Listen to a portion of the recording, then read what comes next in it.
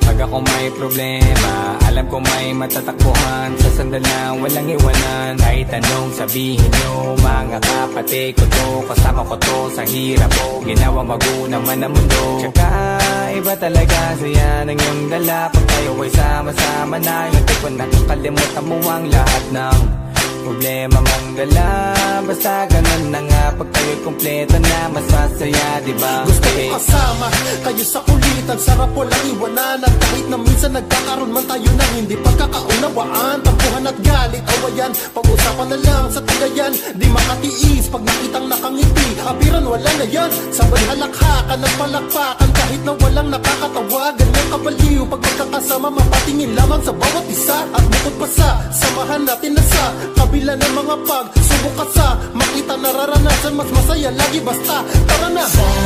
Sama tayo at walang mag-iiwanan. Kung may problema, tayo lang, di naman ang magtutulungan. Di pwedeng may maiiwan, lahat kasama pag may kasiyahan. Kaya't sama tayo na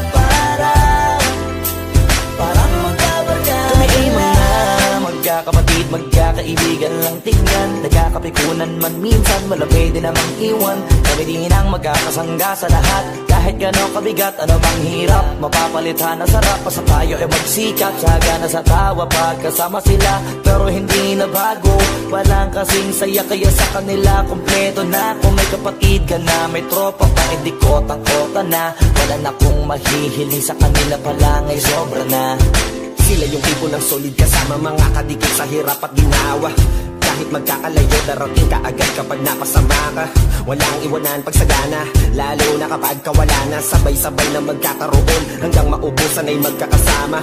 Magkakapatid, magkakadugo, kung minsan man ay nagtatalo. Pero sinisigurado kung walang magpapabaya pag may naargabyado. Kaya lagi ng panatag, basta sila sa akin na bahala. Walang dahil